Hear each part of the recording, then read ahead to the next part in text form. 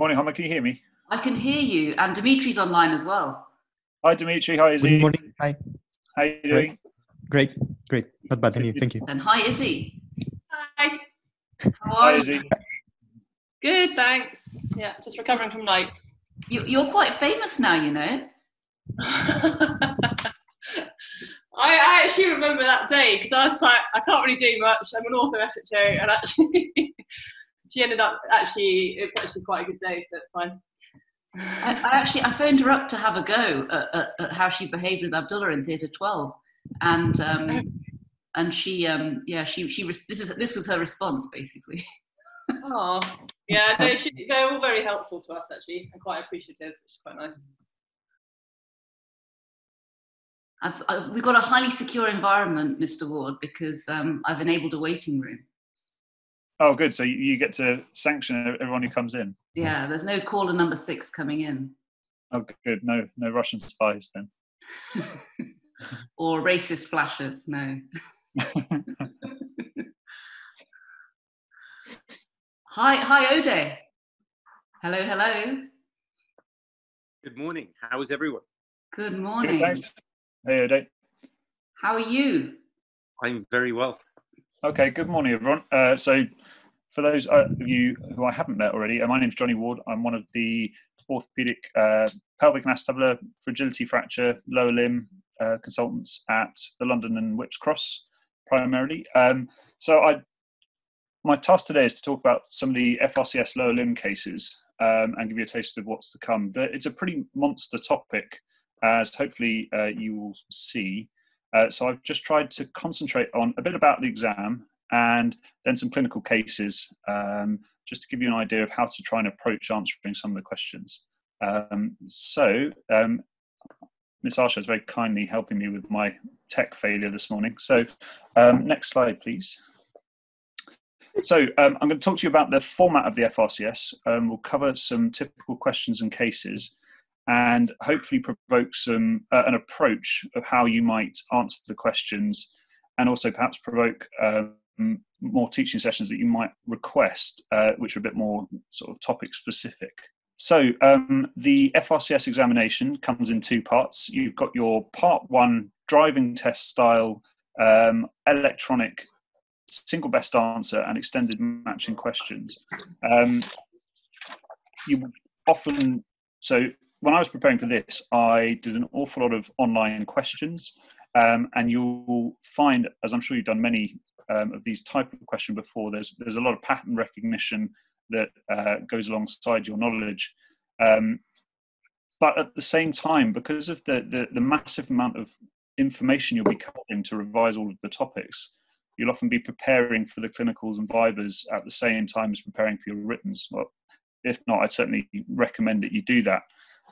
Because after so for instance, I did my writtens in November time, with the clinicals and Vivas coming up in the February, and if you're successful in the writtens, there's a relatively small amount of time to prepare for the clinicals and Vivas if you aren't preparing for that during your written prep. The clinicals, so there'll be 2 longer intermediate cases, which are typically a sort of history, examination and management format. They will be an upper limb or C-spine or a lower limb lumbar spine or trauma case. And then some 6 short cases, which will be 3 upper limb and 3 lower limb 5-minute cases. So I'm going to concentrate mainly today on the Vivas. So these are the 6 5-minute questions, and they come in these 4 main sections. So there's the trauma section for the adult path, peds and hands, and basic science. So there'll be 6 of these 5-minute questions, and within each of those 5-minute questions, you'll typically have 3 questions within those. We'll break that down a bit more so that makes a bit more sense. Now, I've concentrated predominantly on trauma, adult path, with an element of a bit of basic science in the background. So some top tips for the exam: start practicing and start early with a good group of people. It's a case where I would probably recommend about 4 people, probably not too many more than that, because then it's difficult to get in with your sort of mentors with a much bigger group than that. Attend lots of mock exams and practice sessions, because practice really does make the difference when you're talking out loud. Try and go all in, and by that what I mean is it's a pretty labour-intensive exercise, and you will find that your significant other halves and children will become pretty intolerant of you working all the time. So going all in and trying to get through first time, it sounds like a stupid thing to say, but you'll realise when you're sitting in the exam that the idea of failing and doing it all over again is so horrible that you really do need to get through first time. Don't poke the bear. By that I mean, often examiners will sit and will listen to your answers and will happily let you talk as long as you're saying sensible things. If you come out with something a bit out of left field and you poke the bear, you'll wake them up, and then unfortunately that will often follow with a fairly unpleasant question that could dig you a big deep hole. So stay safe, and don't say wacky things when you're nervous. And by that, it's really by preparation that you avoid coming out with the wacky idea when you are nervous, as you will be. The other thing is, don't scrimp on your hotel. The last thing you want is a stag do or hen do in the next room when you are preparing for your exams. So they're my top tips. So the questions. So if you can imagine your 5-minute question, you'll have a sort of easy starter for 10. So your default question, and that's just to get you going. It won't be anything really unpleasant.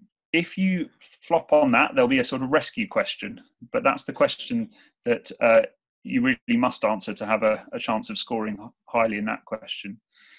After your default question, you'll have a competency question, which is assessing whether you're safe and competent. Those two you've really got to knock out of the park. And then the advanced question is where you have the chance to really sort of excel and score higher marks and aim for the 7s and 8s. I'll explain a bit more about the scoring system in just a bit. It's important to bear in mind, this is very much geared towards the sort of junior registrar level, so ST3s, ST4s, and some of the non-training grades. But the questions are very much set out at the level of a newly appointed day one district general hospital consultant. So you perhaps bear that in mind when you're answering some of your questions. It's very easy, particularly if you've been at a placement for a long period of time at a tertiary referral unit, to have quite fixed views on how you manage things in a tertiary hospital setting. And just bear in mind that you may be examined by a district general hospital examiner who may take issue with some of the ways that you propose how you might manage something, particularly if it's a bit extreme. To give you an idea, after I worked at the Royal Orthopaedic Hospital in Birmingham, where we seem to treat a lot of our proximal femoral problems with a proximal femoral replacement, it's very easy to jump straight in with that as your answer when you're managing complex trauma or multiple revisions. It's just bearing in mind that you don't go nuclear with your first answer. Bear in mind that present a stepwise reasoned answer that will not poke the bear. You will be marked with a slightly strange marking system. So it seems to start at 4, a 4 being a poor fail, progressing through to an exceptional pass at 8. So 8 are the sort of gold medal level answers. Now this is a really busy slide, so I wouldn't try and read it all, but I think the key things to note are from 6 to 8. So 6 is satisfactory performance, where you're covering the basics well. You've got good knowledge, but you don't necessarily get some of the literature and more reasoned, logical answers across in a very succinct fashion, but you're safe. The gold medal prize-winning performances are you're just very easily talking about some potentially quite difficult and controversial orthopedic issues, and you're managing to get some of the papers and literature discussed within that 5-minute time frame, which is actually very difficult to do. And ultimately, you look like a colleague rather than a trainee. So These are all very busy slides. I do apologise for that. These are put together by some of my friends back in Birmingham who, about a year after I took my exam, rang around their mates and wrote down what topics they got in their question, in their different questions. So you'll see that the purpose of these slides is really just to show you that a lot of stuff comes up again and again and again. And with that in mind, these are topics that you really have to have prepared and squared away so that you can knock them out of the park when it comes to your exam. So for instance, in trauma, just to highlight a few of the things that come up all the time, pelvic fractures. So by that, you've got anything where there's ATLS, managing the polytrauma patient, damage control and resuscitation, that is highly likely to come up. Other things that come up are your emergent treatment, so things like hip dislocation,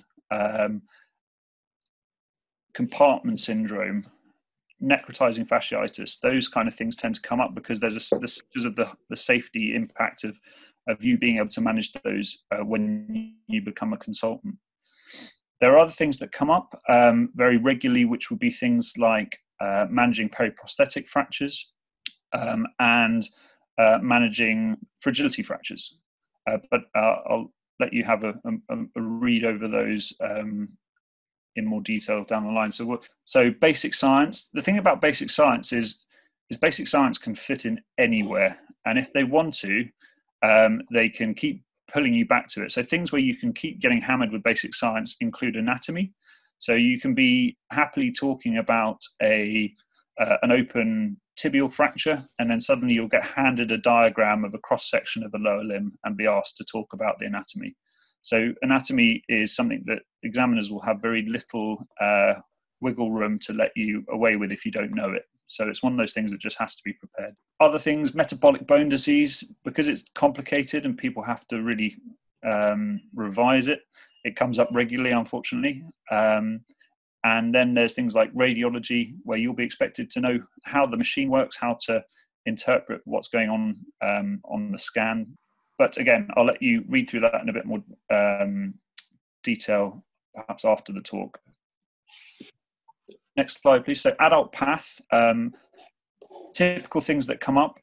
In some way, shape or form, orthopedic oncology will come up. Other things that tend to come up will be inflammatory joint disease, and you will get some aspect of spinal pathology as well. So again, the sort of, I don't like using the term pass-fail questions, but I think it really does come down to a pass-fail question. Managing or suspected malignancy in orthopedics is a real one that you've got to be super safe and appreciate the appropriate referral pathways in your region and be able to talk about that freely. And then short cases and intermediate cases. So the short cases, these will be your 5-minute, almost diagnosis from the end of the bed cases, where you will be introduced to a patient and you'll be asked to examine a part of them, which will be quite focused, and then you'll be expected to make a most likely diagnosis and talk about that. And your intermediate cases, so these will be a case where you will get to talk to the patient, you'll be watched taking a full history, you'll be asked to examine the patient, usually in quite a specific manner. So for instance, I had a chap with cuff arthropathy in his shoulder, and I was expected to examine his rotator cuff and shoulder movements, and then talk about his management. And when you're talking about the management, you might mention how you might investigate the patient, and you'll be given scans that you can comment on. So what I got in my trauma Viva, I got distal femoral non-union, again, periprosthetic fracture, again, posterior hip dislocation. You can see these things all come up again and again. Knee dislocation is another favourite. So you will get these orthopedic emergencies alongside the topics that we'll discuss in a moment that give you the opportunity to really, well, hopefully talk about the the multitude of issues that can come out of just a simple radiograph. So let's talk about some practical. I've waffled on for long enough. So who have we got? We've got Nick, Ode. Who else have we got on the call? Perhaps Nick, can I pick on you first? Just because I spoke to you before, and you were sort of the driving force behind talking about FRCS cases. Can you hear me okay? Yes, I can. Perfect. So this is literally just to get the sort of juices flowing. So first case, I'm just going to show you. You've got, I don't know if you can hear me, you've got 10 people on this call. Oh, wow. Nick is an excellent choice, but there are lots of others. If you scroll down, you should be able to see. Perfect. Oh, yeah. Thank you very much. Brilliant. Okay. So, yeah, Nick, if you are happy, just what I'm going to do in a moment is show you a radiograph, and I'll give you a bit more of a history. That's just my reminder not to say anything too hasty before you've had a think about it. So, Nick, if I was to say to you that this is an 85-year-old lady that you are seeing in your elective hip clinic, who's been referred to you with right hip pain, I'd like to tell me how you would approach this case. Okay. Do you want to present the X-ray first, or can we just go through? Yeah, by all means. Okay, I'm looking at an AP plain film radiograph of the pelvis and hips of, you told me, an 85-year-old lady. It doesn't have a date on it. She's got bilateral cemented total hip replacements. One has a metal acetabular component, one has a cemented poly only. She has right hip pain, you told me. She does, indeed. So in terms of how I'd manage her in the clinic, I would start by taking a history. I'd find out initially more about the type of pain she's having, where exactly it was located, how long it had been going on, whether it was progressive or new, whether there were any associated symptoms. I'd find out more detail about her hip placements, where and when they were done, why they were performed. I'd find out more about her medical background and her functional status. I could go through all the questions of the Oxford Hip Score with her, find out her general level of function.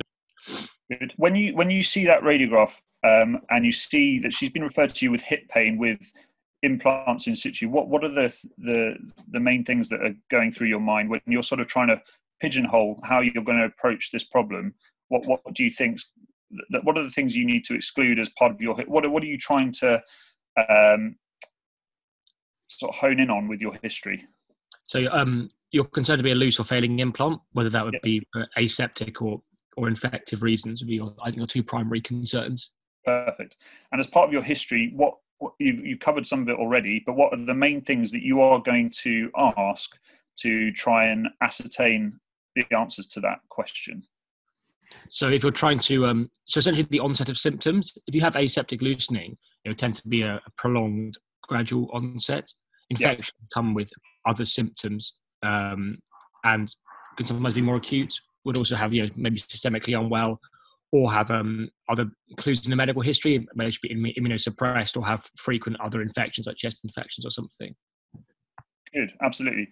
Yeah, I guess the only other thing is history of prior infection. If they had a history of a slow to heal wound or wound discharge, they're all things that would certainly push you down that line. Very good.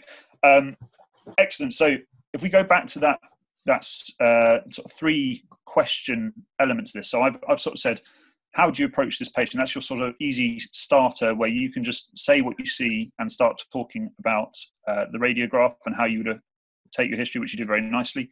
If I then said to you that this lady has had her hips implanted in the early 2000s, the left side was revised about 4 years ago for a similar presentation of left hip pain. She's had no history of any wound problems, and she's systemically well and is independent, but her walking distance is deteriorating. How would you investigate her further to come to a diagnosis? So as I said, you still need to rule out infection. So you could start off with some basic blood tests. You can do a bone scan to look for loosening of the acetabular or the femoral components. Good. if you're planning for surgery in the long term, it's really prudent to aspirate the joint just to make sure you can't grow anything as well. Would you always aspirate the joint for these cases? No, only if there's suggestion of infection. So which blood tests would you particularly be looking for? ESR, CRP, and a full blood count. It's not metal on metal in this case, but if you're concerned about metallosis, you can do cobalt chromium levels and things. Very nice. Good. So in this case, this lady had a CRP of 1. Her pain is very much localized around the right groin. And as you asked for it, Ms. Arshad, if I could have the next slide, please. You asked for a bone scan. Now, what do you think might be going on there? It's pretty small and pretty difficult to interpret, but if you perhaps focus on the top right image and bottom left image, what do you think might be going on? Mistake around the acetabular component on the right side. Perfect. So you've done that very nicely. You've covered your sort of first 2 questions very nicely and safely. And then if we could go back to the previous slide, please. For your, now this is your sort of icing on the cake question where you can really try and get some information down where you can show that you know what you're talking about. How would you, so you've now got a lady that you believe to have aseptic loosening of her right total hip replacement acetabular component.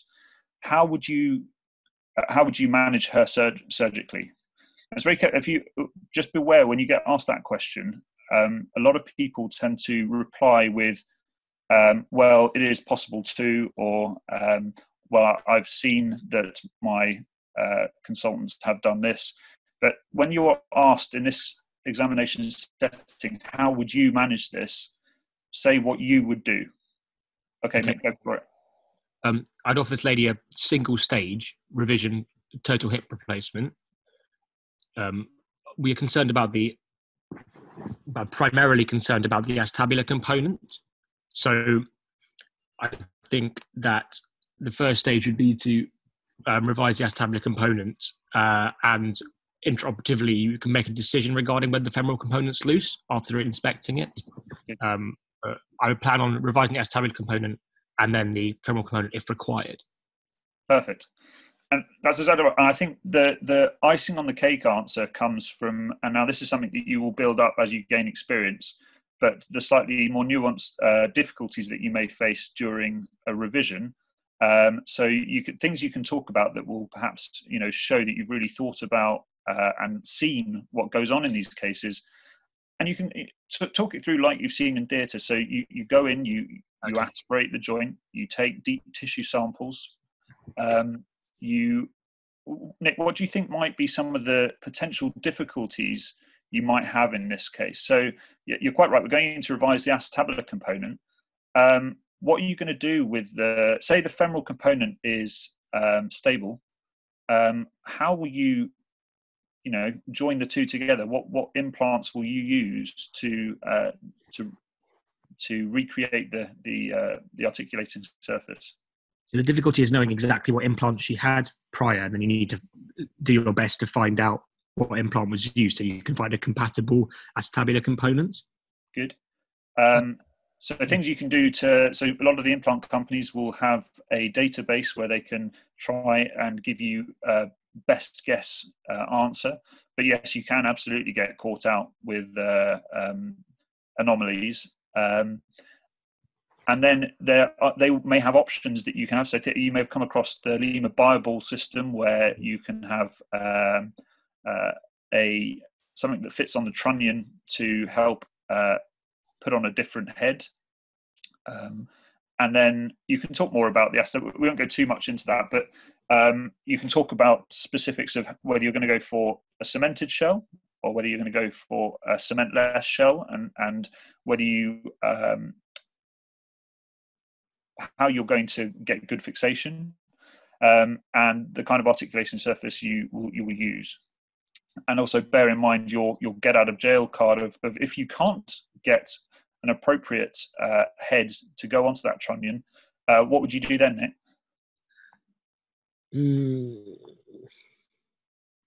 Okay, so you've got Well, to. you'd have to revise the stem and put a new one in.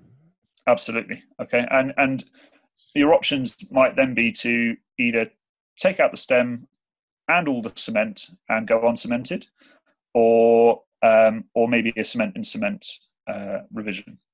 Okay. Good. I made Homer fall asleep, it seems. and again, please, Homer. So yeah, I think you did very nicely there. So ultimately, the specifics of this case, you've got to the conclusion quickly that you're dealing with a loose total hip replacement. I think your opportunities then, or the knowledge areas you want to pull from will be talking about aseptic loosening. So potentially you could get taken down now this will very much be guided by the questions you get asked, but I think the things, when you see that loose total hip replacement case and you think, okay, that's going in my pigeonhole of loose arthroplasty, think about septic or aseptic loosening, why that might have happened, so you can talk about where, what might have caused the where situation. You can talk about osteolysis and how that happens in a basic science sense, and then you may get taken down the line of the nuances of pre-op planning for these cases and the kind of things you will need to consider. But I think you did that very nicely, and that was a very it's a nice sort of straightforward case. What I would say is with these more straightforward cases, these are the ones where you really want to be knocking them out of the park and gunning for really high answers, because they're quite straightforward. You want to separate yourself from the pack, and it is difficult to get that much information in 5 minutes. So you want to be talking freely and not rushing your answer, but you don't want to get bogged down in too much of the boring bits of finding out whether this lady walks her dog 10 yards or 50 yards. Of course, you can mention the important bits that you're going to ask, but don't get hung up on things that will mean that you miss out on the more on showing off the knowledge that you have. But well done, mate. That's good. Next case, please. Right, so I'm just going to have a look at the list here. Ode, would you be happy to, if you can talk me through this one? Sure, I can try. So what we've got here, we've got you're the orthopedic senior reg on call, and you've been called to the emergency department to see this 79-year-old fall from a standing height with left thigh pain. How do you approach this case? So I begin by introducing myself and taking a full history and examination of this patient. The pertinent points that I'd like to understand in the history are the energy that it took to sustain this fracture, and the premorbid or comorbidities of the patient prior to this. I'd also like to understand the functionality levels of the patient, how far she would walk, whether she uses any walking aids, and whether she can maneuver stairs. I'd also like to understand what her other leg is like as well. Has she had a hip replacement on that leg? Is she, is it a shortened limb or any other issues that stand around that could impair her mobility? Okay, so it's an isolated injury, and the patient's been appropriately dealt with from a sort of ATLS point of view, and is appropriately resuscitated from the point of view of their fracture. What do you think? What does anything from this image feel different than a bog standard? Well, tell me about the fracture itself. So this is a very transverse fracture in the subtrochanteric region, which is somewhat unusual in bog standard hip fractures. Consequently, this would suggest a bisphosphonate type fracture, or bisphosphonate related fracture, or it could be a pathological fracture. Good.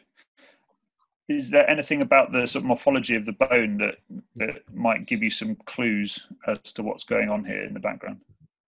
Yeah, so it's the cortex is quite thickened here.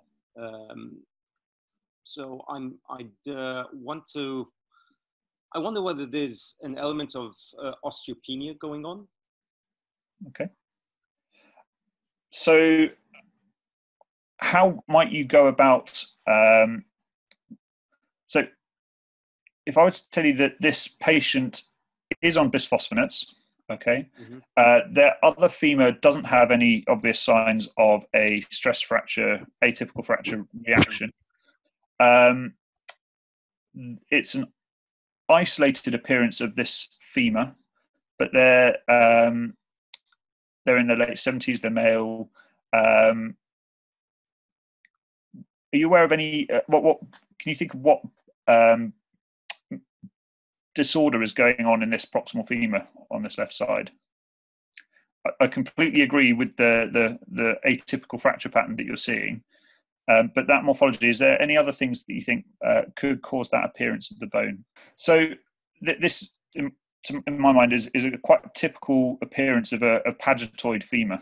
Okay, so this is where you've got that disordered, disconnected osteoclastic and osteoblastic activity, where they've got increased bone turnover. You can end up with that thick sclerotic cortices, but ultimately quite brittle bone. To compound the fact that you've got that underlying bony abnormality, you've also got the atypical nature of the fact they're on bisphosphonates. So again, compounding the fact that they may have a stress fracture and not be healing it. So you can have, with Paget's, you can have patients where they're completely asymptomatic and it's an incidental finding, or they may present with fractures, they may present with secondary OA, they may present with these atypical fractures, and also it's worth bearing in mind that they can present, particularly if it's a short, sharp history of intense pain and swelling, where they can have this malignant change within their Paget's, so that like a Paget's sarcoma. Bearing in mind, well, with that diagnosis, how would that change how you approach this patient from the point of view of what are you going to do with their fracture? I think this fracture requires some form of fixation to reinstate functionality for the patient. The question then becomes, what type of fixation? Is it intra or is it intramedullary nail, for example, or something along the lines of a plate? In my practice, I would consider doing the difficulty with this is having a lumen, a patent lumen there. So another option may be equally doing a hip replacement, but with a proximal femoral stem. However, I think that's a bit drastic. My first instance would be to do a femoral nail, and then monitor this patient closely for issues of non-union. Good. I think you saved yourself nicely there from a poke the bear moment where you were tempted to give this chap a hip replacement, which wouldn't take away the fact that he's still got a difficult canal to identify and create. But I think absolutely in these cases, you brought it back nicely to the fact that this is the first thing is getting the fracture to heal. So I completely agree that there's a risk of delayed or non-union here. Can you think of what you want to avoid in the proximal femur to maximize the chance of union? And can you think of how you might go about that? So there's a saying in orthopedics, "Thou shalt not something." What would? Don't worry if you don't know. It's one that leave a fracture in varus. Exactly. So varus is the enemy here. So bearing in mind that you've got a already slightly deformed proximal femur with abnormal bone, it's doomed to failure really. If you fix it in situ in varus, I completely agree that that your highly, there's a real risk of it failing. So you'll get a non-union potentially of the fracture site and go on to the fatigue failure of whatever implant you use, but most likely a intramedullary device. So, Ode, what do you think we've done? Now, this isn't a Paget's femur. This is an osteopetrotic femur, but ultimately had a quite similar approach, I think, used for it. What do you think's been done here to try and get around that? Intraoperative images of the of an intramedullary nailing system that has been used. In the first image on the left, the fracture has been reduced into an anatomical position. However, on the right, following introduction of the prosthesis, there's been distraction of and loss of reduction at the fracture site. So I appreciate that it does look like it's the fracture site. There's been a slight loss of a reduction there, but what do you think, the drill and the guide wire that are on the left-hand side, what do you think we might have been trying to achieve there by putting those in? Can you think of what we might have been doing? My thoughts are going towards a corrective osteotomy here. Very good, exactly. So you're absolutely right. What we've done there is to try and kick the fracture into valgus. We've excised a wedge of bone so that ultimately, if we'd have just put the nail down as it was on the left-hand side, we would be leaving the proximal femur and varus. So we've accepted the fact that the fracture site has translated slightly, but we've left the alignment in an improved position with trying to kick that fracture into the valgus. And I suspect that happened particularly just because in osteopetrotic bone, the bone's like ivory.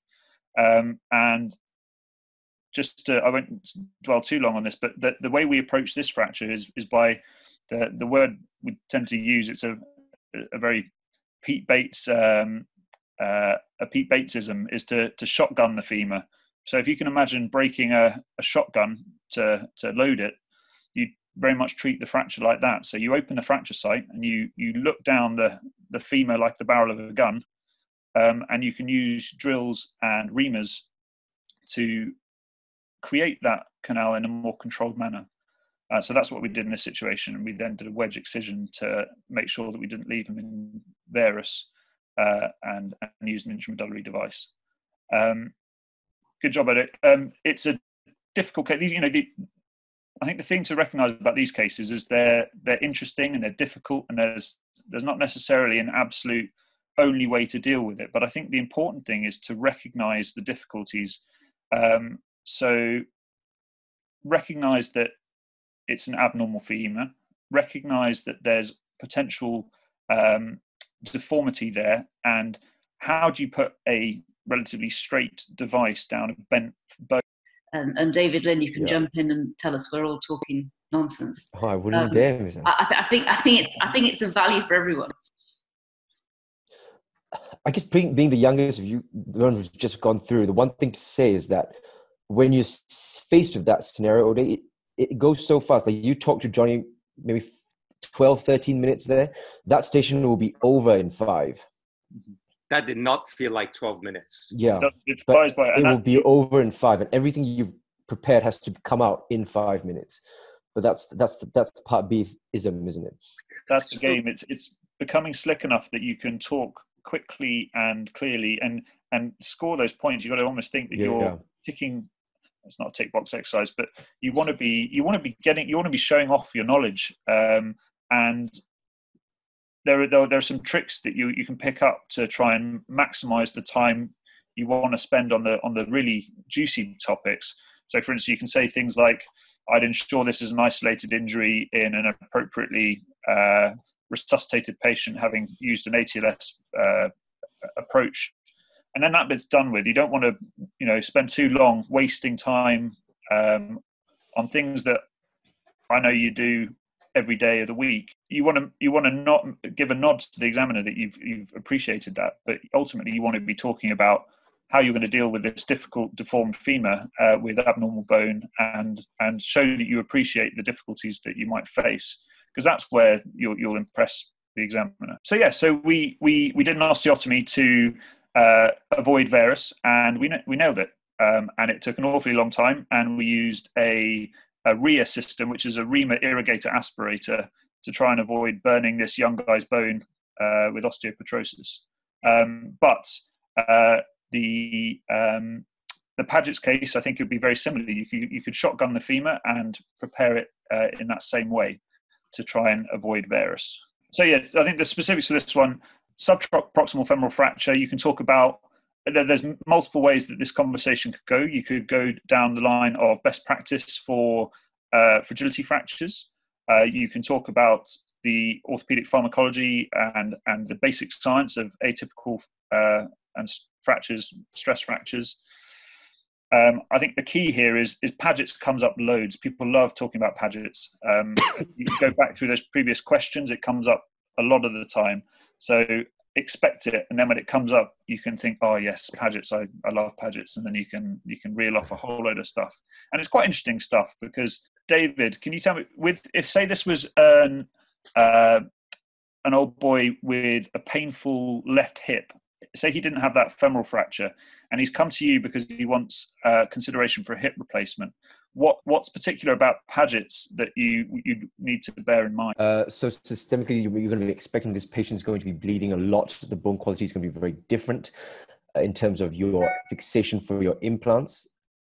You need to be considering establishing an intramedullary canal for your implants on the femoral side. There's going to be abnormal morphology on the proximal femur, which might kick your stem into retroversion. So you need to be able to have a system that can account for that.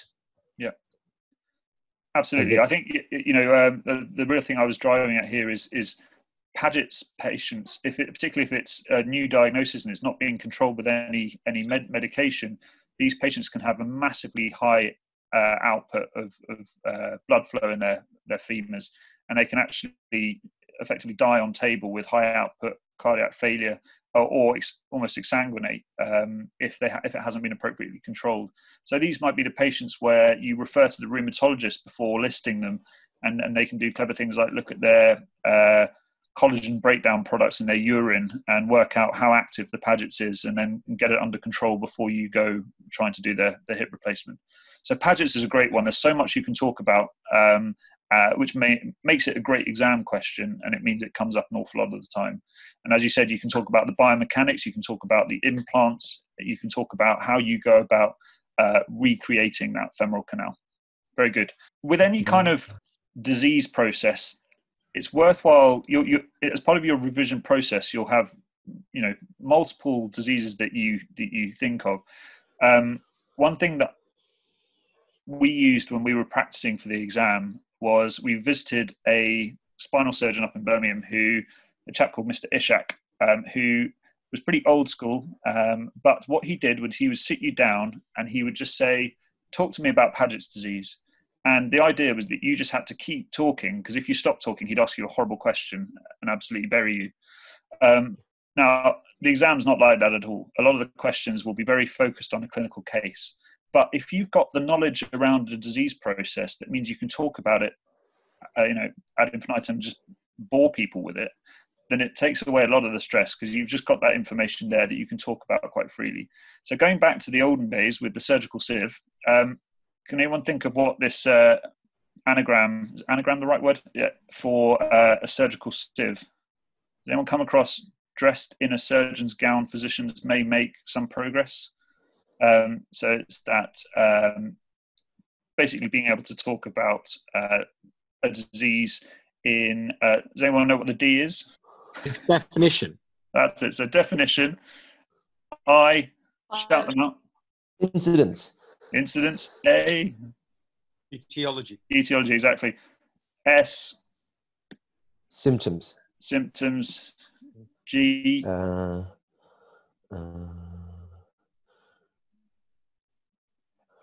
thought it was geography. I can't remember. We did it in medical school. Yeah, exactly. It's old school, but if it means that if I give you any topic, you can. If you hark back to that, you can start talking about the disease process, and then I think the M's are whether the microscopic and macroscopic appearances of it, of what's going on. But it's worthwhile with some of those disease processes having some of that information to hand, so that if you get asked to focus in on, you know, what is Paget's, you can really let loose. I think the key things with Paget's will be the orthopedic pharmacology, and as Ode mentioned, bearing in mind that a lot of these patients with atypical fractures will have contralateral problems on the other side that you need to follow up and potentially prophylactically deal with. Good. I think I need to go and revise my surgical SIP. Izzy, can you hear me? Yeah. Right, Izzy, you're up. Izzy, can you? This is a 71-year-old lady who's in the emergency department, having fallen over at the supermarket. Can you tell me how you'd approach this patient, please? So first of all, I'd approach with an ATLS approach, looking at the X-ray. These are the AP and lateral X-rays of this 71-year-old lady. Appears to be a transverse fracture of the left distal femur. Good. With a posterior displacement. Can't really tell if it goes into the intra-articularly. If you can't see on the plain radiographs, what would you do to establish that? I get a CT scan. Good. Take a full medical history, check for any other issues, check functional status, then put the patient in traction preoperatively. I absolutely agree with that. What do you need to do when you're putting patients into traction? What do you need to do before and after? Distal pulses. Good. And anything else you want to? So ultimately, what do you think this patient's going to need? Well, they're going to need fixation. Yep. It's quite a distal fracture, so I don't. Potentially an IM nail, but I'm not totally sure. So I've been unkind to you, because you're quite right that we would examine this patient further with a CT scan. But with the IFA, if you look at that left-hand limit, that AP image, if I was to tell you there looks to be an intercondylar split there, can you? Yeah. Okay, so now I'm pretty happy that from these plain X-rays, we've got an intra-articular extension here of this distal femoral fracture. Does that make things harder? How do you think does that change your answer at all? It does, but I don't know actually how you treat these. That's fine. Well done, Izzy. I will come back to you in a moment, but I'm going to give some of the other guys some grief. Dimitri, can you hear me? Yes, I can hear you. Right, Dimitri, could you, so this patient was treated by a colleague, and you are doing the Consultant of the Week ward round, and these are the post-op radiographs. Take me through what they've done and tell me, and then we'll talk about where to go from there. So they have done open reduction internal fixation of left internal supracondylar fracture. They used a distal femoral plate. There's something from the history that had the benefit of taking the history yourself from the patient. Was the fracture open or closed? The fracture was closed. Okay. But they told you they told you they had an operation on that same leg about 8 years ago. Yeah, there was a hip replacement, approximate hip replacement as well. I'm not very happy with the reduction, both in the APN on the lateral, and also there's the stress riser in between the plate. The plate is not long enough; it's not overlapping the stem. Okay. What would be your concerns for this patient going forward? So it is valgus. It is minimal posterior translated, extended, and she might suffer a periprosthetic fracture in between the implants. Absolutely. Good. Can I have the next slide, please? Okay. So Dimitri, can you tell me what's happened here? So it's fixation failure. It is a non-union. What I would do in this case? Yeah. Go ahead. We have to make sure whether it is septic or aseptic non-union. Yeah. Because how might you go about doing that? We'll see if there are any problems with wound healing from the history and from inspection. Do bloods. Yeah. So the bloods have come back. She's actually got a very unremarkable CRP. White cells are normal. The surgical wounds heal fine. She's slightly swollen around the distal femur, as you'd expect. Yeah, but ultimately her bloods are pretty normal. How would you go about dealing with this problem? What would be your considerations? Yeah, so it's mainly a mechanical problem. What we should do, depending on the functional status of the patient, we have two choices: either attempt reconstruction, or either attempt revision fixation, or attempt distal femoral replacement. Okay. So if I were to tell you this lady is 79, she's the sole carer of her unwell husband. She mobilizes but has bilateral shoulder replacements which are painful. Does that make you think of any consideration of what you might do one thing over another? Probably I would go for a distal femoral replacement, something that would give her a solution that she can be immediately weight-bearing and would avoid future operations. The thing is, even with the distal femoral replacement, she might need a bit of bridging in between the two implants.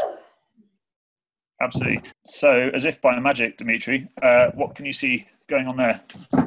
So she had the distal femoral replacement, and they put a bridge plate in between the two femoral stems.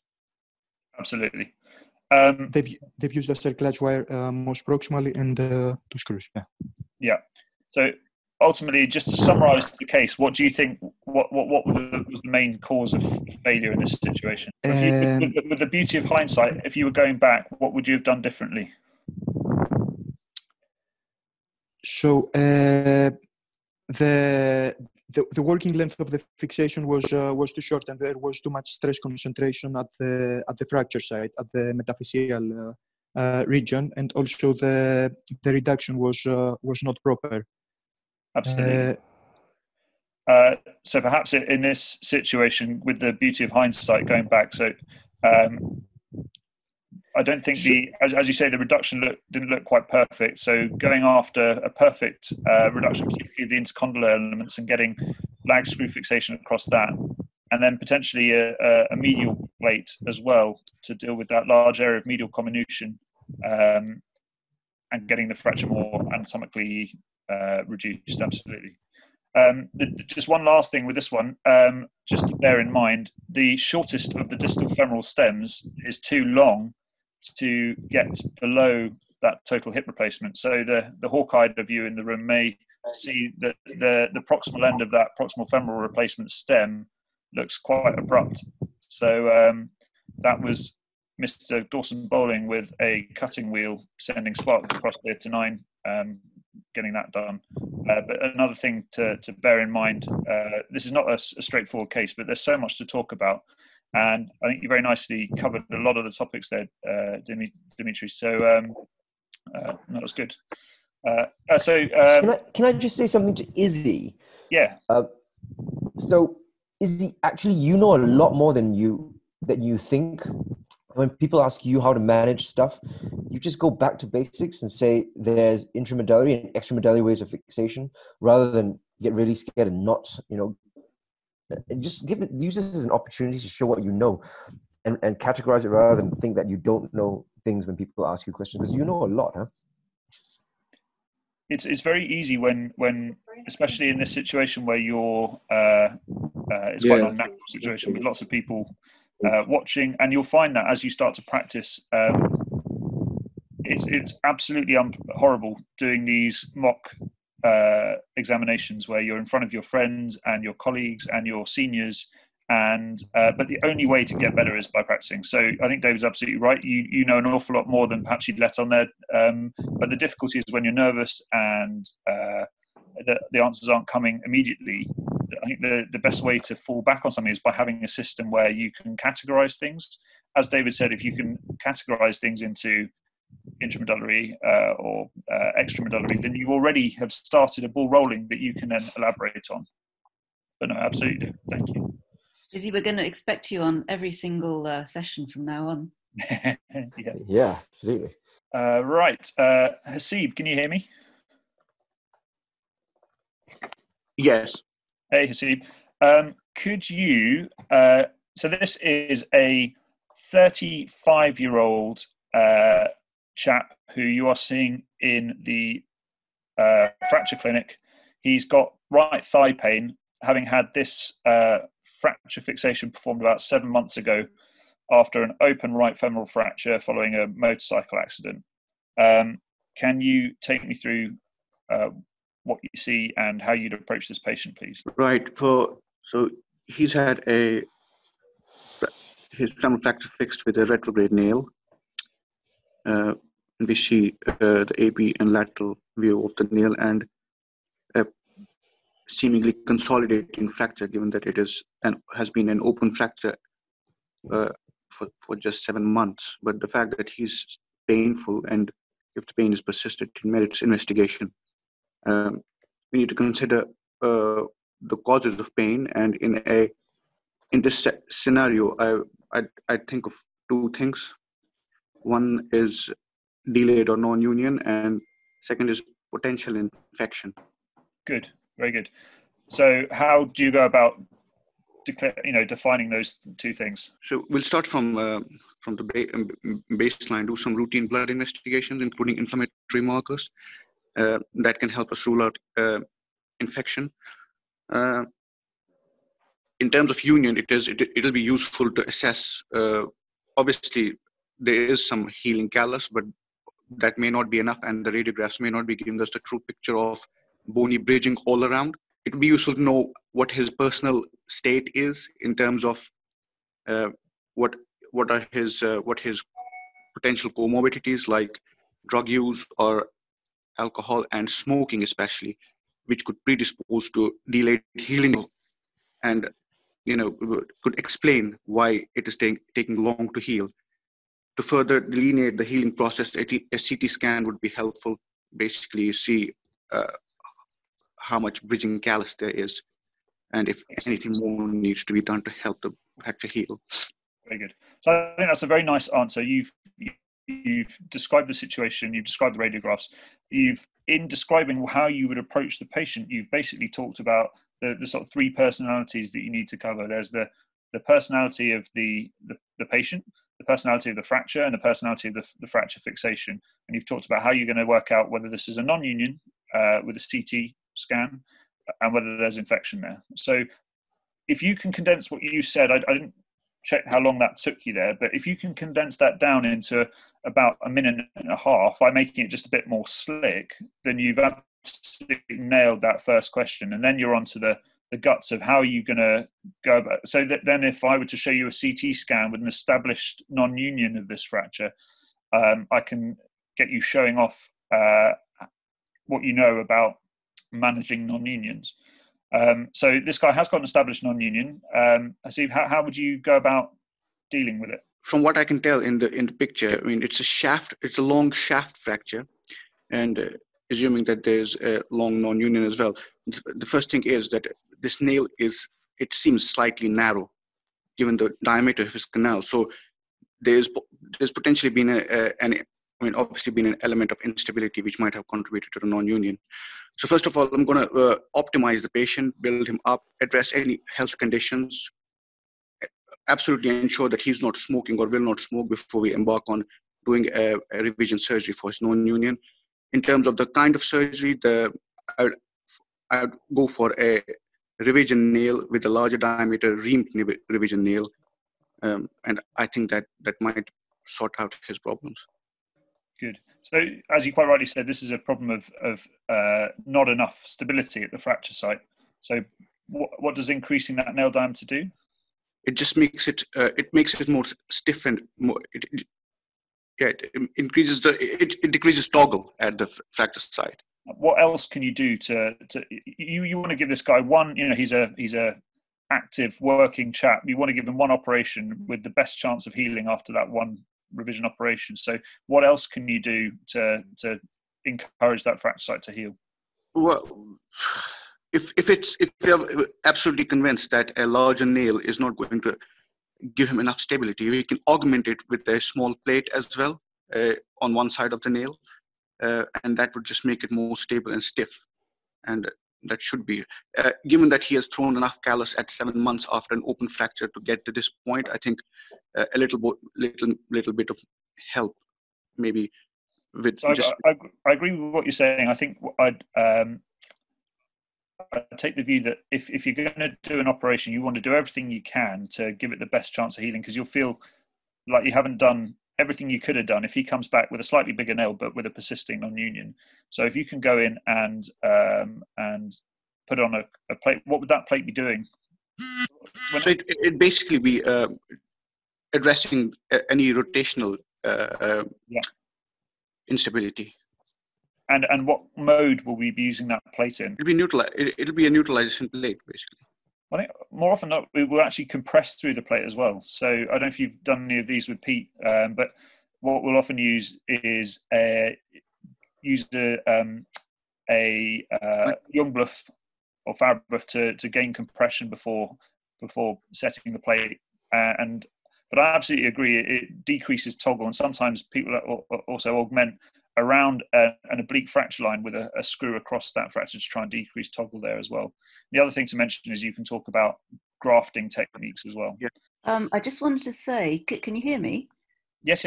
Hasib, I'll try and dig out some references, because the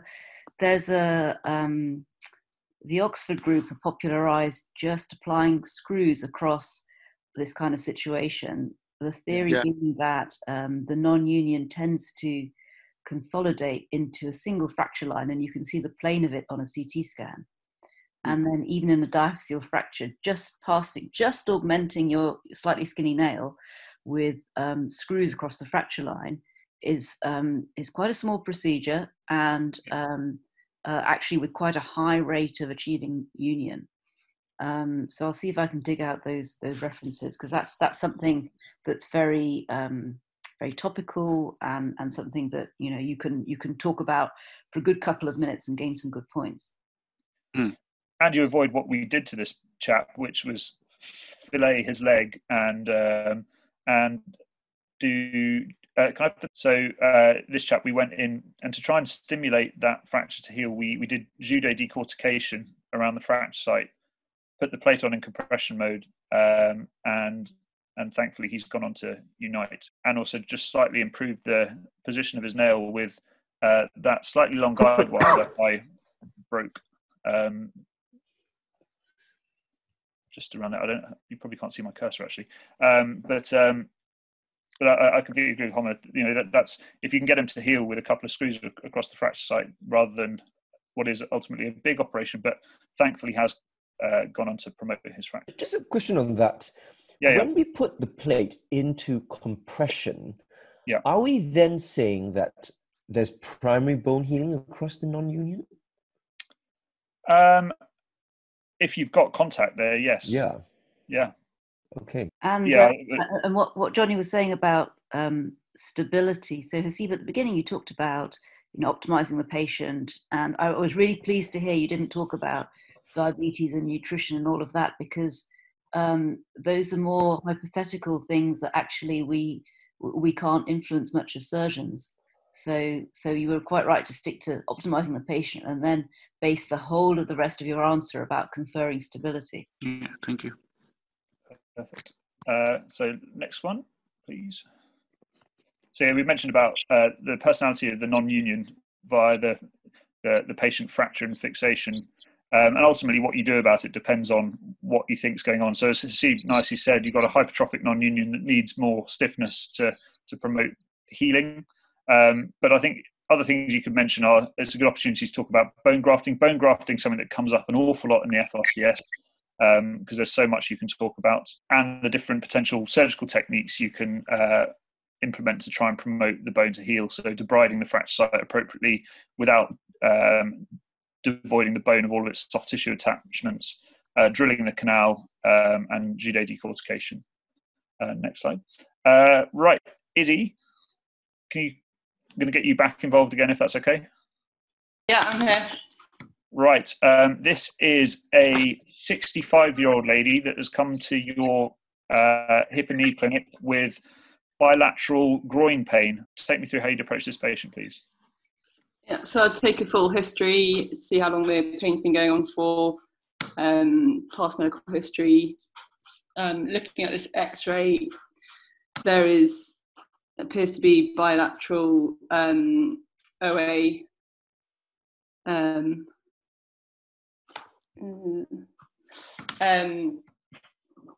in both her hips. So then I'll talk to her about the management of sort of non-operative management initially, and go through the analgesia, physiotherapy, and then probably re-review her, and then if it's still no improvement, discuss potentially surgical management. Is there anything particular about this radiograph that concerns you at all, or is different to a bog standard hip osteoarthritis case? It's all right. You can phone a friend. So I'm going to look and see who's on the line. Is that Alex? Alex, are you there? Yes. Alex, can you give Izzy a hand as to what do you think? What's different about this case that might give you cause for concern? So there's an extension medially beyond the ilioischial and ilioinguinal lines, suggesting an element of acetabular protrusio. Good. This can occur secondary to metabolic bone disease, so that would sort of form part of my workup, and maybe involve some other multidisciplinary teams like rheumatology and blood workup to try and identify any underlying causes for it. So I'd probably mention that as well when discussing this X-ray. Good. So Izzy, can you see that? Can you see that there's the femoral heads look quite deep in the acetabulum? Can you see that? Yeah. And you can see that bulge over that iliopectineal line, which shows that actually there is quite a lot of medialization of that whole hip socket that over time has gradually eroded. And as Alex mentioned, there's multiple reasons why you can have acetabular protrusio. There's another acronym, I think it's myprotrusio for, I'm sure there are many, but things like Marfan's, osteomalacia, psoriasis, or just idiopathic, which was the case in this lady's one. Izzy, can you think, this lady's adamant that she's got significant groin pain that's affecting her quality of life, and she's unable to get comfortable despite all the things you've quite rightly tried first. I just want you to think of, if you've got a hip that's deep in the hip socket like that, can you think of what might cause difficulties in surgically performing a hip replacement for her? Well, I'm guessing the approach will be quite difficult to make sure you've got, I don't know. No, that's okay. So what about the approach is difficult? So you're absolutely right. What part of doing a total hip replacement is likely to be the most difficult bit, given that it's so deep in the hip socket like that? Well, I'm guessing the acetabular component. Yeah. Before you get to implantation, what do we do? Don't worry, it's that kind of thing where I'm trying to get you to say what I'm thinking, and if it's not there, it's difficult to find. But Alex, can you give a hand? so you can divide it into kind of femoral-sided and acetabular-sided problems intraoperatively. Yeah. But from the femoral side, there will be potential difficulty in dislocating the head to perform your cut. So I would plan for potentially cutting in situ if required. Yeah. And then you can discuss acetabular issues such as a thin wall medially, so careful reaming, your choice of implant, so have several options available, filling any medial defects, so bone grafting or cup cage constructs if you're really struggling with rim fit designs, something along those lines. Izzy, coming back to you, can you think of, if, as Alex quite rightly said, if we were thinking of bone graft, what do you think would be a good option here for grafting? Where have you got a good supply of bone graft to use during a hip replacement? Have you seen any techniques for doing that? I haven't seen any, but you can take it from the ASIS, can you not? You can. There's a nice chunk of bone that you would otherwise throw in the bin. Oh, there with the femur. yeah, absolutely. So you're absolutely right. So difficulties, particularly with this one, are that in dislocating, as I say, if you were to try and dislocate, there's a real risk that you can either fracture the posterior of the wall of the acetabulum or propagate a fracture down the femur. So you certainly try and see if you can, you do your capsular resection and then try and dislocate the hip, but ultimately expect and plan to do a neck cut in situ. And then, as Alex said, you can plan how you will try and restore your hip center appropriately from the femoral point of view and the acetabular point of view. So here we used the femoral head. We morselized that into croutons and then packed that into the medial defect, and then used a cementless socket with a couple of screws, and then protected her weight bearing for 6 weeks whilst that bone graft incorporated to try and achieve that. So that's what I've done there to try and restore her hip anatomy. And you can see I've lengthened her somewhat as well, but hopefully when she comes to have the other side addressed, we can correct that at the same time with a similar procedure. So I think... just a quick question, Jonnie. Just to divert away. Do you routinely get CT scans to assess the thickness of the medial wall on these patients? No, I don't, I must say. I think because we're lucky in the sense that we've got a great deal of options of how to deal with these the acetabular side. Even if often in these cases you've got so yeah, as Alex very nicely said, that there's protrusio comes up a lot. Now let's see if I can remember all these. So Marfan's is definitely one of them. Rheumatoid, osteomalacia, trauma. Shout out if you can think of any other ones. The S is the silent PS, so that's the psoriasis. Idiopathic, osteoporosis. Anyone think of any other ones? U is the unknown, which is the idiopathic one. So I think the key thing here is that the interesting bits to talk about are appreciating the problem, appreciating the intraoperative difficulties. I think, as Alex said, if you can divide it into your femoral and acetabular problems, then you show that you're presenting it in a very nice, reasoned way. And then you can talk about bone grafting and how that incorporates. So there's bucket loads to talk about. And what comes, I think it's potentially quite a nice case to show off. It's realizing early so that you don't get bogged down too much in the stuff that's not scoring you marks. You want to get onto dealing with the operative planning or grafting or those finer points. Next slide, please. I think it's quite a common intermediate case, young adult OA and this type of OA, because it's easy for them to bring the patients in and show you a pre-op X-ray and a post-op. So I don't think I've got this specific one, but a couple of the courses, I definitely got similar style intermediate cases, and also could come up in the adult path. So just to summarize, I think common things are common. By that I mean that the same questions come up over and over again. So I think there is real benefit in talking to your colleagues and people who've gone through it before, because those same questions come up over and over.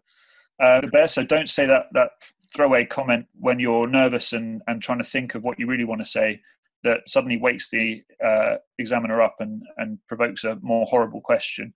And the real way of doing that is by preparing and feeling comfortable talking about these topics.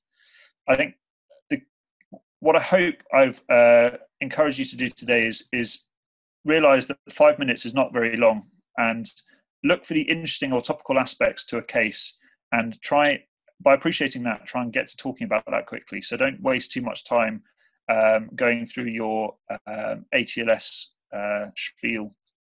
Although it's important in many of the trauma cases, it's a nod of appreciation rather than saying the same thing over and over again and boring the interviewer.